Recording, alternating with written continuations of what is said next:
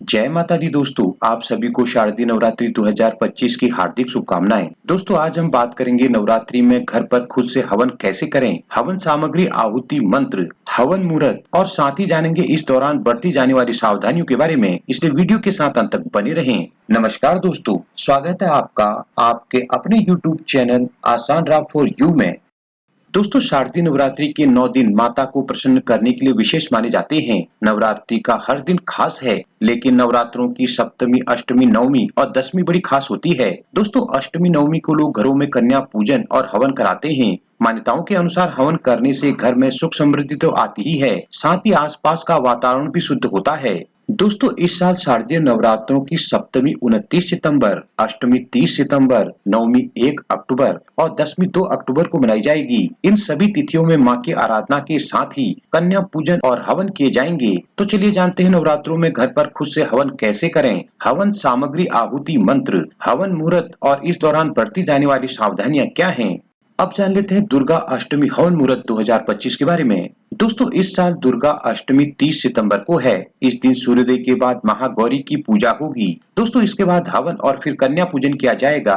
दोस्तों इस दिन हवन का शुभ मुहूर्त सुबह 6:13 से शाम 6:06 तक रहेगा।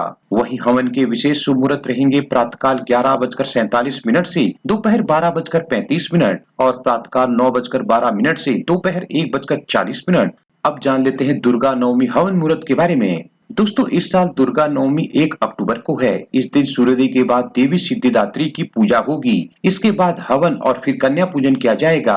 दोस्तों इस दिन हवन का शुभ मुहूर्त रहेगा सुबह 6:14 से शाम 6:07 तक। वहीं हवन के विशेष शुभ मुहूर्त रहेंगे प्रातःकाल 8:06 से पूरे दिन और प्रातःकाल 10:41 से दोपहर 12:10 तक। अब जान लेते हैं विजयदशमी हवन मुहूर्त के बारे में। दोस्तों साल 2025 में विजयदशमी 2 अक्टूबर को है। दोस्तों विजयदशमी को पूरा दिन शुभ योग है, ऐसे में हवन के लिए पूरा दिन शुभ रहेगा। वहीं हवन के विशेष शुभ मुहूर्त रहेंगे प्रातःकाल 11:46 से दोपहर 12:34 और दोपहर 2:09 से दोपहर 2:56 तक। अब जान लेते हैं नवरात्रि हवन सामग्री के बारे में। दोस्तों शास्त्रों के अनुसार कोई भी शुभ कार्य हवन के बाद ही पूर्ण माना जाता है। धार्मिक मान्यताओं के अनुसार नवरात्रि व्रत में हवन का खास महत्व है। कहा जाता है कि हवन के बाद ही नवरात्रि व्रत पूर्ण होते हैं। दोस्तों घर पर हवन की विधि संपन्न करने के लिए हवन कुंड, आम की लकड़ी, चावल, जौ का लावा, शक्कर, गाय का घी, पान का पत्ता, काला तिल, सूखा नारियल, लौंग, इलायची, कपूर, बतासा आदि सामग्री का होना जरूरी है। अब जान लेते हैं हवन विधि के बारे में। दोस्तों हवन या होम एक धार्मिक अग्नि अनुष्ठान है, जिसमें पवित्र अग्नि में हवि यानी कि हवन सामग्री डालकर देवताओं को भोग लगाया जाता है। नवरात्रि हवन शुरू करने से पहले माँ दुर्गा की पूजा करें, फिर हवन कुंड को गंगा जल से शुद्ध कर कुंड में चारों तरफ कलावा बांध दें। दोस्तों कुंड पर स्वास्तिक बना लें। कुंड को पवित्र स्थान पर रखकर इसमें आम की लकड़ियां और उसके चारों ओर एक एक कुश रख दें। दोस्तों इसके बाद कपूर के माध्यम से लकड़ी जलाएं और सबसे पहले घी से गणपति जी को, फिर उसके बाद पंचदेवों को, फिर नवग्रह, क्षेत्रपाल, ग्राम देवता और नगर देवता को आहुति दें। दोस्तों इसके बाद देवी दुर्गा के निर्वाण मंत्र ओम ऐं ह्रीं क्लीं चामुंडाय विचे स्वाहा से 11, 21, 51 या 108 बार आहुति दें। दोस्तों हवन के अंत में एक नारियल का गोला लें और उसमें घी, हवन सामग्री, बतासा आदि रखकर कलावे से बांध लें और उसे हवन में अर्पित कर दें। इसके बाद उसमें नीचे से ऊपर की ओर घी की धार डालते हुए ले जाएं। हवन के बाद माँ दुर्गा की आरती कर क्षमा प्रार्थना करें। दोस्तों हवन संपूर्ण होने के बाद 9 कन्याओं की पूजा कर उन्हें भोजन कराएं।